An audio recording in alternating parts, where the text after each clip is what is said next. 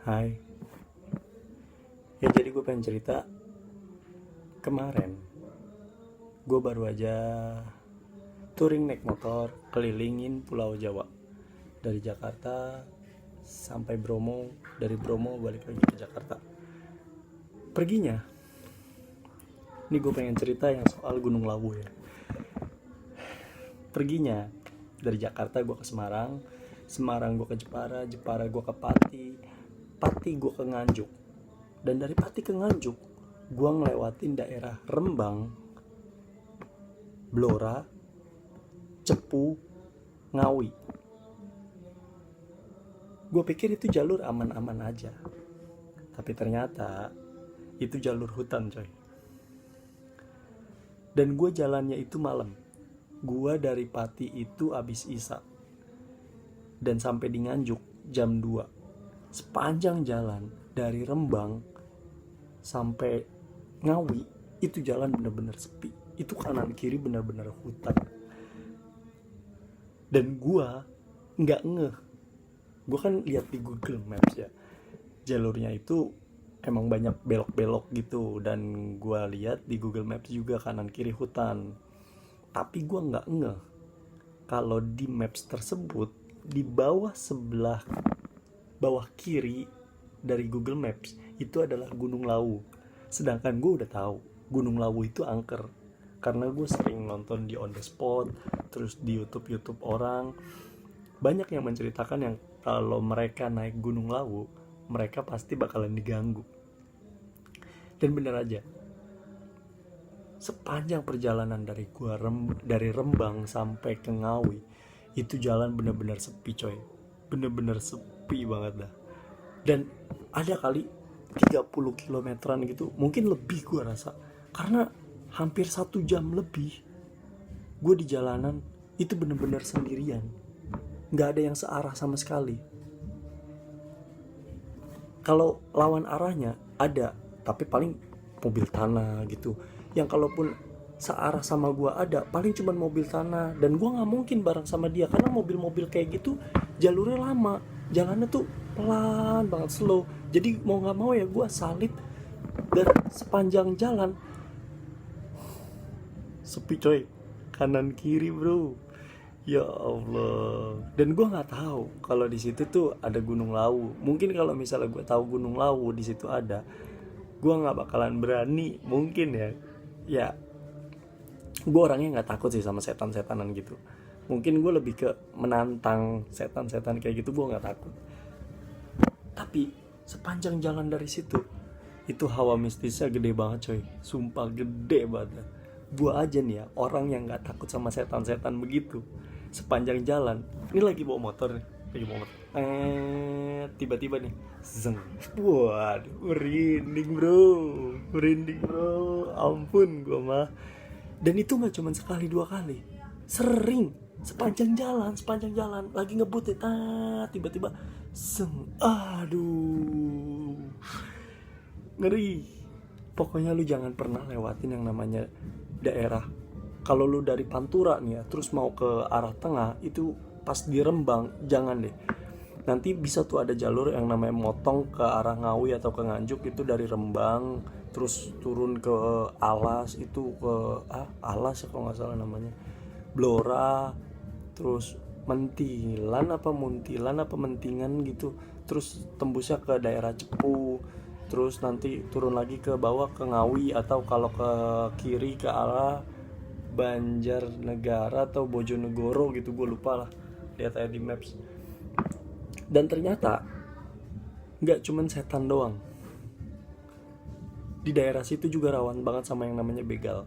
Karena setelah gue instastoryin jalur maps itu, gue screenshot terus gue instastoryin, di situ banyak banget yang langsung komen, banyak banget yang langsung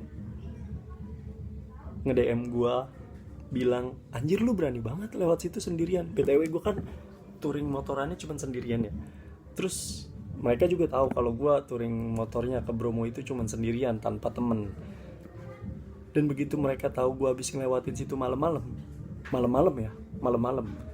gue Dari Pati abis sisa ya jam setengah 8-an gitu lah, sampai di Nganjuk jam 2. Berarti berapa jam tuh gue di jalanan sepi sendirian. Dan mereka banyak yang nge-DM ke gue, anjir lu kok berani lewat situ. Gue sih kalau misalnya malam-malam sendirian gak bakalan dah gue berani lewat situ. Bahkan kalau berdua aja gue mikir-mikir anjir. Waduh. Dan gue telusurin kan, ternyata emang kenapa, anjir itu tuh serem tahu. Dan infonya adalah artis senior Indonesia, aktor kawakan Indonesia, kalau lu mungkin ingat namanya Sophan Sophian, dia juga meninggal di sana waktu touring naik motor Harley. Dia kecelakaan di sana dan meninggal. Dan ya kita berbelasungkawa lah ya, berduka. Dan ternyata emang jalur, anjir gue tiba-tiba merinding nih coy, sumpah. Gue ngomongin Gunung Lawu tiba-tiba merinding. Dan ada juga temen gue yang dia rumahnya di Pati, teman kuliah gue. Dia rumahnya di Pati dan sekarang lagi ngerantau di Jakarta. Dan begitu ngelihat instastory gue, dia langsung nge-DM gue dan bilang, goblok lu ngapain lewat situ, itu tuh banyak begal. Soalnya gue mantan begal situ. Ya ampun, gue punya temen mantan begal, astaga. Temen gue mantan begal Pati coy, sumpah. Parah dah. Pokoknya itu perginya, arah perginya. Dan pulangnya gue lebih tolol lagi. Sumpah ini ya anjir, gue merinding coy, sumpah dah. Ini beneran serius. Ini tiba-tiba ya lagi ngomongin kayak gitu, tiba-tiba Gunung Lawu tuh emang, lu searching deh, kalau lu nggak percaya lu searching Gunung Lawu tuh ada apa. Lu boleh nonton YouTube-nya Zawin waktu dia naik Gunung Lawu itu malam-malam kayak gimana dia ceritain. Terus di on the spot juga banyak. Gue sering nonton di on the spot diulang-ulang soal cerita Gunung Lawu. Dan pas pulangnya gue dari Bromo, itu hari Kamis. Gue di Bromo Kamis pagi. Terus Kamis siang gue mulai berangkat dari Malang mau ke Jakarta. Dari Malang jam 2 atau jam 3an gitulah. Terus sampai terus gue lewat jalur selatan, lewat Blitar, lewat Tulung Agung. Jalurnya nih ya, Malang, turun ke bawah, terus belok ke arah kanan, ke arah barat. Itu nanti kita bakalan ngelewatin Blitar, Tulung Agung, Ponorogo, Wonogiri, Klaten, Jogja. Nah gue pengen singgah di Jogja tadinya pengen singgah di Jogja. Jadi jalurnya gini nih, Malang, turun ke bawah, Blitar, Tulung Agung, Ponorogo, Wonogiri. Nah di antara Ponorogo sama Wonogiri, di tengah-tengahnya nih, di atasnya itu adalah Gunung Lawu. Ya, gue ngelewatin Gunung Lawu lagi. Dan malam-malam. Dan pas sampai Blitar, gue udah maghrib. Jadi di Blitar, masih kabupaten, belum di kota Blitarnya. Gue maghrib, terus karena gue lapar, abis sholat maghrib gue makan di pecel ayam gitu. Nah pas selesai makan, gue ngobrol sama tukang parkir pecel ayamnya. Tukang parkirnya nanya kan, karena plat gue B, dia nanya, dari mana mas? Dari Bromo mas, gue jawab gitu kan. Oh dari Bromo, mau kemana nih? Mau ke Jakarta? Iya mau ke Jakarta. Masih jauh dong, kuat juga jalannya. Iya enggak langsung ke Jakarta sih, nanti pengen nginep ke Jogja gitu kan, gue bilang. Oh nginep Jogja, sendirian aja mas? Iya sendirian aja. Terus gue nanya kan, kalau ke depan itu nanti jalanannya masih rame kayak gini gak ya? Karena di Kabupaten Blitar itu jalanannya masih kota coy. Enggak kota tapi yang rame itu, yang kanan kiri ruko, pemukiman warga, terus lampu jalanan juga terang. Terus dia bilang, oh kalau masih sampai depan sih masih jalanannya bagus, terus masih kota juga masih rame lah, pokoknya aman gitu. Itu terus gue nanya lagi kan, itu rame tuh sampai mana, sampai Jogja? Oh enggak, rame tuh cuman sampai Tulung Agung, dia bilang. Jadi nanti Blitar itu masih kota, Tulung Agung masih kota. Nah nanti di Ponorogo sampai ke Klaten itu jalanannya ini jalanannya hutan, tebing-tebing gitu. Oh terus gue bilang kan, tapi aman lewat situ. Kalau misalnya ya aman atau enggak sih, mending istirahat di Tulung Agung aja. Dia udah ngodain gue tuh, dan dia bener-bener ngodain gue keras buat istirahat di antara di kota Blitar atau di kota Tulung Agung. Jangan ngelanjutin perjalanan malam-malam ngelewatin Ponorogo sampai Wonogiri. Gue nggak ngeh. Maksudnya gue tahu nih, gue udah ngeh kalau gue bakalan ngelewatin Gunung Lawu lagi. Tapi gue nggak ngeh kalau malam itu adalah malam Jumat. Dan dia udah tahu kalau malam itu malam Jumat dan gue bakalan ngelewatin Gunung Lawu. Jadi si mas-mas tukang parkir itu bener-bener yang ngasih kode ke gue buat jangan lewat situ. Tapi nggak dikodein secara spesifik, dia cuma kodein yang jangan mas, mending nginep aja di Tulung Agung gitu. Nggak yang bilang jangan mas, jangan lewat situ, nanti lewatin Gunung Lawu angker. Enggak, dia berusaha ngodein keras tapi dengan cara yang halus gitu. Tapi gue nggak nanggep yang slow aja lah, paling juga ngelewatin area situ mah. Soalnya kan nggak sejauh yang kayak dari Rembang sampai ke Ngawi kan jalurnya, Ponorogo ke Wonogiri itu ya paling ngelewatin jalur sepi ya 45 menit atau sejam gitulah. Sedangkan kalau yang dari Rembang ke Ngawi kan itu bener-bener lama banget coy, sampai 5 atau 6 jam gitu gue lewatin. Jadi ya gue anggapnya ya udahlah slow, anggap aja kayak ngelewatin pada larang gitu ya kan. Tapi ternyata pas sampai kota Blitar kotanya ya, gue baru ngeh. Akhirnya gue ngeh, oh iya, gue lewatin Gunung Lawu dan malam ini adalah malam Kamis. Jadi dengan seteguh hati gue memutuskan untuk gue bakalan berhenti di Blitar atau enggak di Tulung Agung. Gue akan ngelanjutin perjalanan besok pagi lagi. Udah sampai Blitar nih, udah sampai Blitar, Blitar kota ya. Blitar kota itu Isya. Udah dengar suara azan, jadi gue mikir untuk yaudah sholat Isya dulu, nanti gue numpang di masjid aja, ya kan. Bilang sama imamnya lah gitu.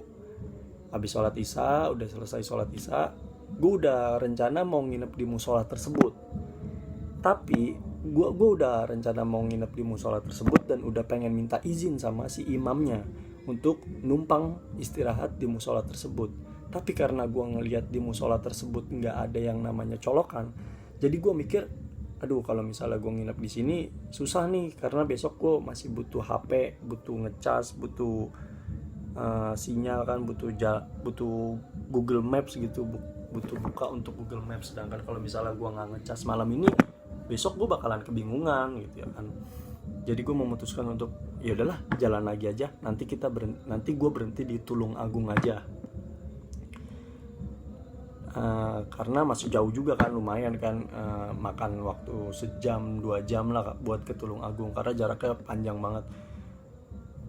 Jadi gue memutuskan untuk lanjut ke Tulung Agung karena Tulung Agung masih kota. Jadi nanti gue mikirnya buat istirahat di sana aja, nanti gue berhenti di musola, masjid, pom bensin atau di polsek gitu, gue nanti numpang lah buat tidur di sana.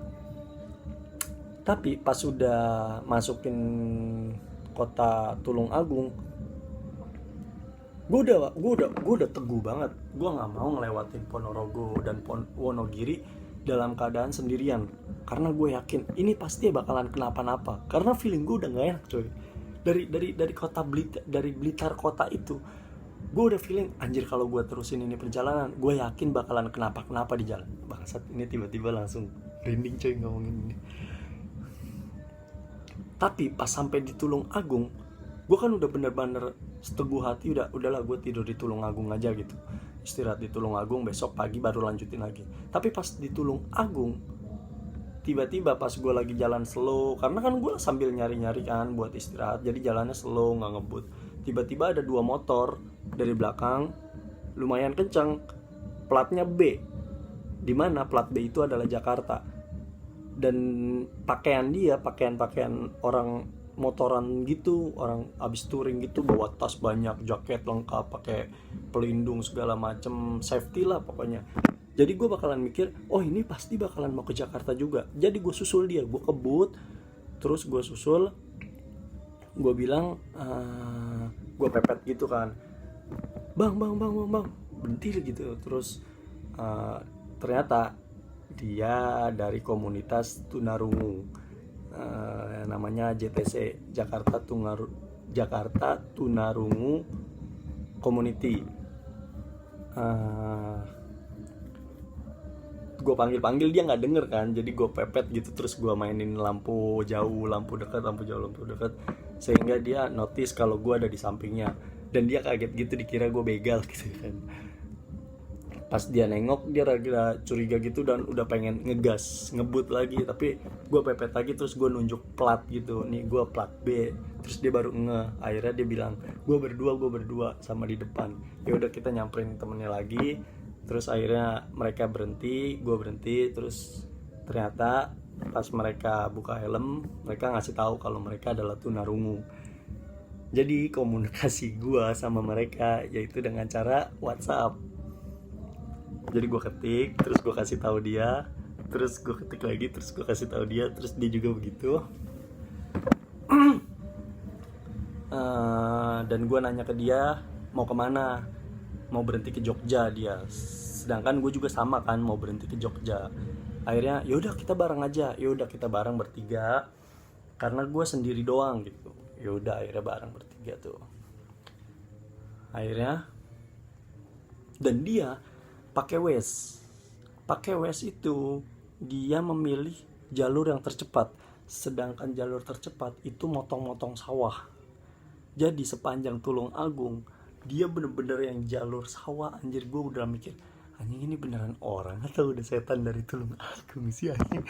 Karena gue diajak sama dia tuh, dibawa sama dia lewat jalur sawah, ngelewatin sungai-sungai gitu, lewatin perkampungan. Dan BTW gue gak berani di posisi paling depan atau di posisi paling belakang. Jadi karena kita bertiga, jadi gue ngomongnya, ya nama orang tunarungu itu namanya si Ruli. Terus yang satunya lagi itu si Ilham.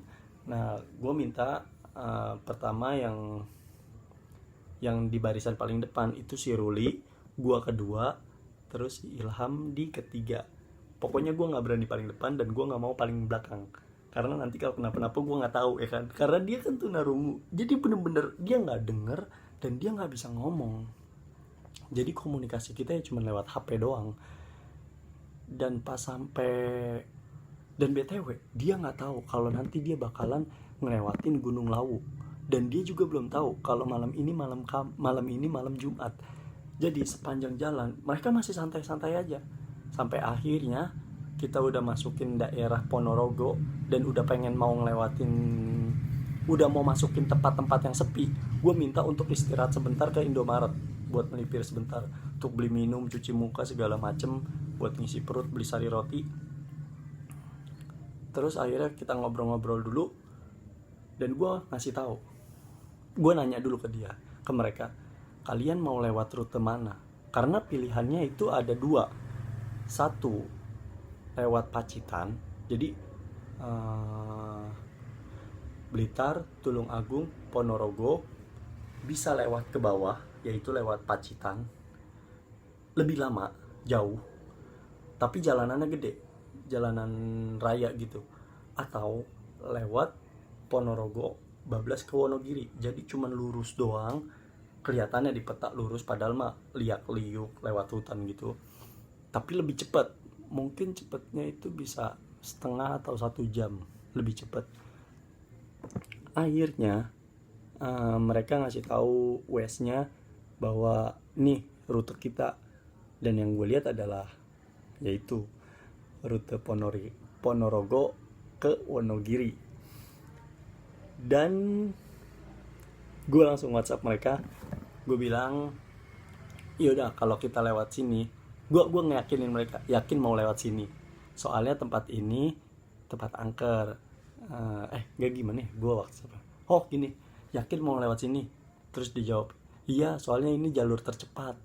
Terus gue bilang lagi, kalau mau lewat sini pastiin kita tetap bertiga, jangan sampai ada yang terpisah-pisah, jangan sampai ada yang terpencar, jangan sampai ada yang tertinggal, karena kita bakalan ngelewatin Gunung Lawu dalam kurung angker plus malam Jumat tutup kurung. Jadi jangan sampai tertinggal, gue bilang gitu. Terus dia bilang oke. Tapi firasat gue sebenarnya udah nggak enak, tapi karena ini bertiga, jadi gue ngeyakinin diri untuk ya udahlah, bertiga ini kalau kenapa-napa pasti ada teman. Akhirnya kita jalan. Ini Ponorogo, ini Wonogiri, sepanjang jalur kita masih kebut-kebutan. Kita berusaha untuk secepat mungkin untuk lewatin jalur tersebut. Dan di antara tengah-tengah tersebut, ini Ponorogo, ini Wonogiri, di atas ininya tuh Gunung Lawu. Dan pas ngelewatin area Gunung Lawu dan pas di tengah-tengah Gunung Lawu, bener aja, yang feeling gue nggak enak itu kejadian. Dan kejadiannya sama gue. Tiba-tiba pas lagi nanjak jalan, bener nih jalan bener aja, yang tadinya gue tuh jalan aman-aman aja, pas lagi jalan terus nanjak sedikit belok, tiba-tiba rantai gue coplot. Bukan putus, tapi coplot. Abis coplot terus langsung nyangkut. Jadi motor gue stuck, maju ke depan gak bisa, mundur ke belakang gak bisa, bener-bener berhenti. Posisi gue di barisan kedua, motor pertama udah jalan dan dia tunarungu, gak ngedenger kalau motor gue mati. Gue klaksonin, gak denger. Gue kode-kode lampu, dia udah jauh. Yang kedua adalah gue. Yang ketiga adalah si Ilham. Ilham tahu motor gue mati, tapi dia ngelewat. Jadi gini, motor gue mati, terus Ilham lewat. Jadi jalurnya tuh tikungan gini, set. Pas si Ilham lewat, Ilham tahu ngelihat gue, motor gue mati. Pas Ilham lewat, set, dia nengok kan, motor gue mati, dan dia masih tetap jalan. Sampai akhirnya motornya nggak kelihatan sama gue. Anjir, itu gue udah pasrah banget coy, sumpah. Itu gue udah kayak pengen nangis, ya ampun. Itu kalau diinget, ya Allah. Pas si Ilham udah lewat nih ya, terus ninggalin gue langsung kepikiran, anjing nih, si Gagu ninggalin gue. Bangsat, ini tempat malam coy, sendirian sepi gitu. Ya ampun. Terus gue udah yang kayak, ya ampun, gue udah panik tuh di situ. Gue udah panik bener-bener. Gue nggak takut setan, gue seumur-umur gak pernah yang namanya takut setan, tapi baru kali itu gue bener-bener yang tiba-tiba, waduh, gue bener-bener udah kayak pengecut dah, sumpah pengecut banget gue malam itu. Langsung tiba-tiba gue panik, gue gak tahu harus ngapain. Gue ke bawah jauh, motor gue maju ke depan gak bisa, mundur gak bisa karena rantainya nyangkut. Terus kalau misalnya gue kunci, gue tinggal motor, udah pasti bakalan hilang motor. Kalaupun gue tinggal nih motor, gue mau kemana? Gue turun, jauh banget, pemukiman warga tuh jauh banget dari situ, dari tempat gue berhenti, dari tempat gue mogok. Sedangkan kalau misalnya gue naik terus ke atas, ke depan, gue gak tahu mau sampai kapan gitu ya kan. Ada pemukiman warga atau ada pom bensin terdekat gitu. Tapi akhirnya, untungnya, mereka orang baik, mereka orang setia. Ilham puter balik, nyamperin gue, dan gue rada sedikit tenang, tapi tetap panik, tapi tetap ya si anjir gitu. Udah gue pokoknya anjir udah panik banget. Terus nggak lama kemudian Ruli juga balik ternyata nyusul. Akhirnya solusinya nggak ada solusi untuk malam ini, Solusinya adalah besok pagi, yaitu motor gue dibenerin. Akhirnya dengan terpaksa gue ngambil keputusan untuk gue ketik WhatsApp lagi ke mereka untuk bilang ke mereka, tolong jangan tinggalin saya sendiri di sini. Terus gue bilang lagi, rantai saya rusakin aja, yang penting motor saya bisa jalan, lalu anterin saya ke pemukiman warga atau ke pom bensin terdekat. Habis itu kalau kalian mau lanjut jalan, silahkan lanjut aja, tinggalin saya sendiri gak apa-apa, tapi di pemukiman warga atau enggak di pom bensin terdekat, jangan sendirian di sini, terima kasih. Gue bilang gitu kan. Akhirnya mereka nemenin gue. Oke, dia bilang oke. Yaudah, gue rada sedikit tenang tuh. Tapi karena kita juga masih panik, karena dia kan udah gue peringatin kan di kota sebelumnya, kita bakalan ngelewatin Gunung Lawu dan gunung ini angker dan ini malam Jumat. Jadi kita bertiga ini sama-sama panik. Bahkan buat ngakalin si rantai tersebut biar bisa jalan lagi, itu kita goblok banget. BTW rantainya bener-bener nyangkut, yang senyangkut-nyangkutnya, yang keras banget, udah gak bisa buat ditarik-tarik, dimundurin, dipaksa, dimajuin, dipaksa, gak bisa. Jadi solusi satu-satunya adalah motong rantai tersebut, harus dipotong dan harus dirusak. Dan begonya kita gak ada yang bawa perkakas kan, kita cuman punya obeng kembang doang, kayak gitu doang. Akhirnya kita cari batu, kita rusakin, bener-bener rusakin yang rantai gue tuh bener-bener yang diketok-ketok dirusakin. Dan gobloknya, rantai gue tuh ada sambungannya ya. Kalau misalkan kita congkel sambungannya, itu sebenarnya lebih gampang. Buat dilepas itu lebih gampang daripada kita ketok-ketok si rantai tersebut. Dan gobloknya kita ngegetok rantai tersebut yang bagian kerasnya. Sampai akhirnya si Ilham, mungkin dia udah rada tenang ya, si Ilham mungkin udah rada tenang.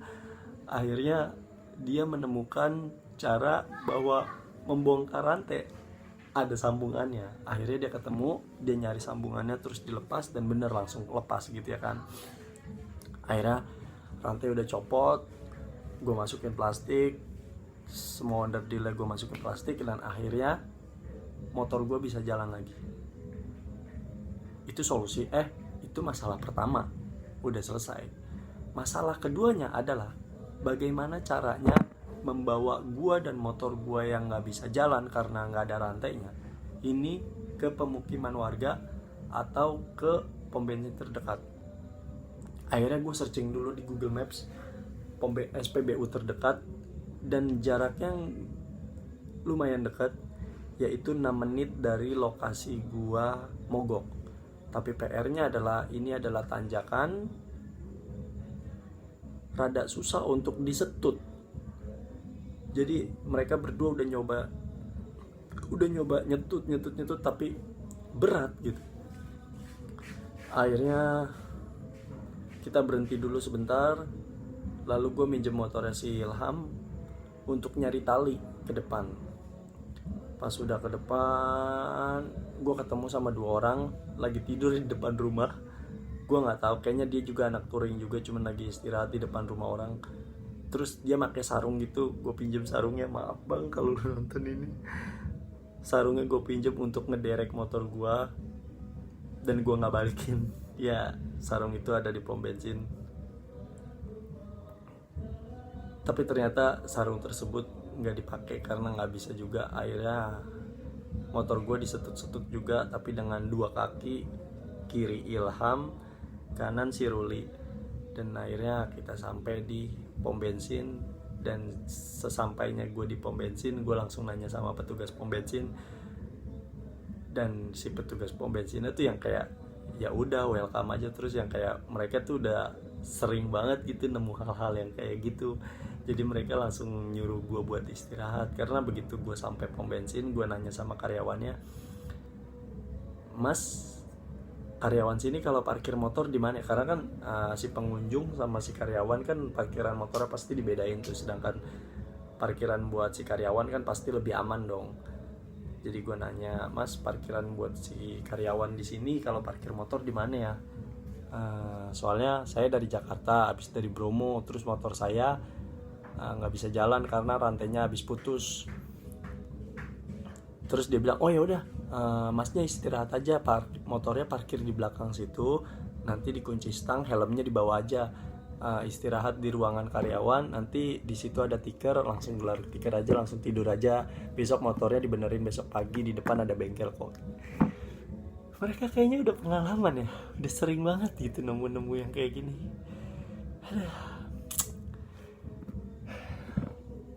Jadi gue saranin buat kalian, kesimpulannya adalah jangan lewatin Gunung Lawu malam-malam, karena gunung itu beneran angker dan sering dijadiin tempat pesugihan oleh warga di Indonesia. Kalau lu nggak percaya, searching aja. Bye.